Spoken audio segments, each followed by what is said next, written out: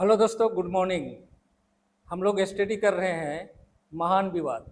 और महान विवाद का पहला चैप्टर जेरूशलेम के विनाश के बारे में है। और आज का जो भाग है वह जेरूशलेम के विनाश का दूसरा भाग है। तो मैं दीपक मसीह, मैं आप सबों को इस महान विवाद के स्टडी में वेलकम करता हूँ। तो चलिए देरी न करते हुए आज का पाठ को हम लोग शुरू करते हैं। जब विनती और फटकार विफल होगी तो उसने उनके पास स्वर्ग का सबसे अच्छा उपहार भेजा, बल्कि उसने एक उपहार में सारा स्वर्ग उड़ेल दिया। परमेश्वर के पुत्र को स्वयं पश्चातापहीन नगर से विनती करने के लिए भेजा गया था। यह मसीही था जिसने इजराइल को मिस्र से एक सुंदर दाखलता के रूप में बाहर निकाला था। देखिए भजन संहिता 80 का 8। उसके अपने हाथों ने उसके सामने से अन्यजाति को बाहर निकाल दिया था। उसने उसे एक बहुत ही उपजाऊ पहाड़ी पर लगाया था। उसके संरक्षक ने उसे चारों ओर से घेर रखा था। उसके सेवकों को उसे पालने के लिए भेजा गया था। मेरे दाखलता की बारी के लिए और क्या किया जा सकता था, वह कहता है, जो मैंने इसमें नहीं किया। देखिए यशायाह 5 का 1 से 4। यद्यपि जब उसने देखा कि उसमें अंगूर लगेंगे तो उसमें जंगली अंगूर लगे, फिर भी फलने की अभी भी तड़पती आशा के साथ वह स्वयं अपने दाखलता की बारी में आया, ताकि शायद उसे विनाश से बचाया जा सके। उसने अपनी दाखलता के चारों ओर खुदाई की। उसने उसे काटा और संजोया। वह अपने द्वारा लगाई गई इस दाखलता को बचाने के लिए अपने प्रयासों में अथक था। 3 वर्षों तक प्रकाश और महिमा का प्रभु अपने लोगों के बीच आता जाता रहा। वो भलाई करता हुआ, शैतान के सताए हुए सब लोगों को चंगा करता हुआ, टूटे हुए दिल वालों को बांधता, बंधे हुए लोगों को आजाद करता हुआ, अंधों को दृष्टि देता, लंगड़ों को चलने और बहरों को सुनने में सक्षम बनाता था, कुड़ियों को शुद्ध करता, मृतकों को जिलाता था और गरीब को सुसमाचार सुनाता था। इसके लिए देखिए प्रेरित 10 का 38, लूक का 4 का 18 और मत्ती 11 का 5। प्रभु सभी वर्गों को समान रूप से अनुग्रहपूर्ण आह्वान दिया था। हे सब परिश्रम करने वालों, बोझ से दबे हुए लोगों, मेरे पास आओ, मैं तुम्हें विश्राम दूंगा। हालांकि भलाई के बदले बुराई और प्रेम के बदले घृणा का पुरस्कार मिला। देखिए भजन संहिता 109 का 5। फिर भी उसने दया के अपने मिशन को दृढ़ता से आगे बढ़ाया। जो लोग उसकी कृपा चाहते थे उन्हें कभी भी निराश नहीं किया।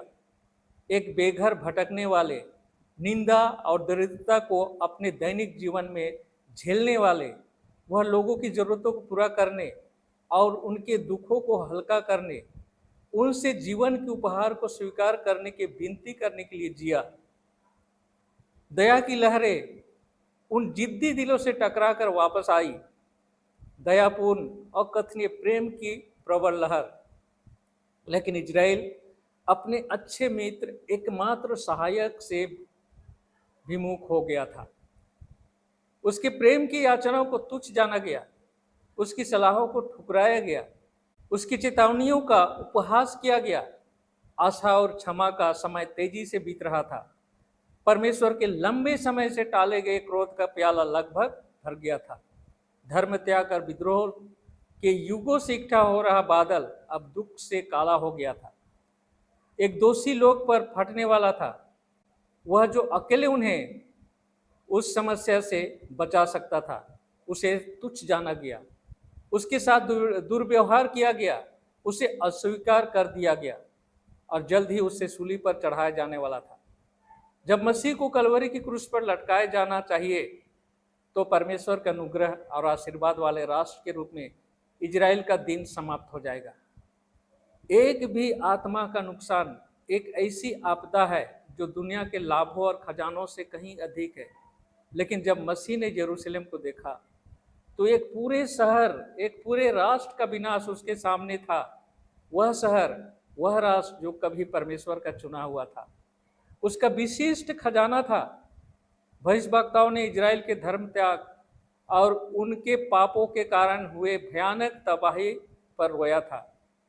यिर्मयाह की इच्छा थी कि उसकी आंखें आंसुओं का झरना बन जाए, ताकि वह अपने लोगों की बेटी के मारे जाने के लिए, प्रभु के झुंड के लिए जो बंदी बनाकर ले जाया गया था, दिन रात रो सके। देखे यिर्मयाह 9 का 1 और 13 का 17।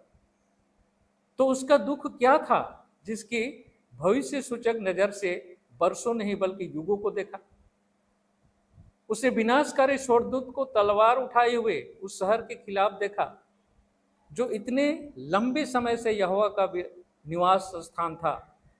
जैतून की चोटी से वही स्थान जहां बाद में टाइटस और उसकी सेना ने कब्जा कर लिया था। उसने घाटी के उस पार पवित्र प्रांगणों और बरामदों को देखा, और आंसुओं से धुंधली आंखों से उसने भयानक दृष्टिकोण से देखा। दीवारों को विदेशी सेनाओं से घिरा हुआ उसने युद्ध के लिए सेना के कदमताल की आवाज सुनी। उसने घिरे हुए शहर में रोटी के लिए रोती माताओं और बच्चों की आवाज सुनी। उसने उसके पवित्र और सुंदर घर, उसके महल और मीनारे जो आग की भेंट चढ़ गई, और जहां कहीं वे खड़े थे वहां सिर्फ सुलगते हुए खंडहरों का ढेर था।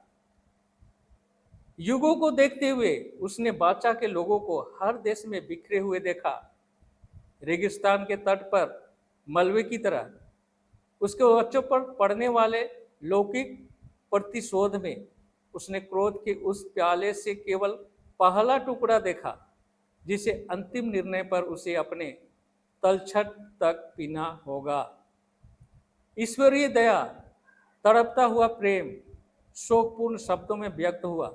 हे जेरूशलेम, हे जेरूशलेम, तू जो भविष्यवक्ताओं को मारता है और जो तेरे पास भेजे गए उन्हें पत्थर मारता है, कितनी बार मैंने तेरे बच्चों को इकट्ठा किया, जैसे एक मुर्गी अपने चूजों को अपने पंखों के नीचे इकट्ठा करती है, और तुम नहीं चाहते थे। तू एक ऐसा राष्ट्र जो हर एक से बढ़कर अनुग्रहित है, अन्यथा क्या तू अपनी यात्रा के समय और अपनी शांति से संबंधित चीजों को जानते थे? मैंने न्याय के दूत को रोका है, मैंने तुम्हें पश्चाताप करने के लिए बुलाया है, लेकिन व्यर्थ। यह केवल सेवक, प्रतिनिधि और भविष्यवक्ता नहीं है जिन्हें तुमने अस्वीकार और खारिज कर दिया है, बल्कि इजराइल के पवित्र व्यक्ति तुम्हारा उद्धारक है। यदि तुम नष्ट हो गए हो तो तुम अकेले ही जिम्मेदार हो। तुम मेरे पास नहीं आओगे ताकि तुम्हें जीवन मिले। इसके लिए देखें मत्ती लिखे सुसमाचार 23 का 37 और यूहन्ना का 5 का 40। तो दोस्तों वीडियो लंबा हो जाएगा, इसलिए मैंने ये जो सेकेंड भाग है इसको मैं यहीं पर समाप्त करता हूँ। तो मिलता हूँ अगले भाग में। तब तक परमेश्वर का आशीषों का आनंद उठाइए। परमेश्वर आप लोगों के साथ रहे। आमीन।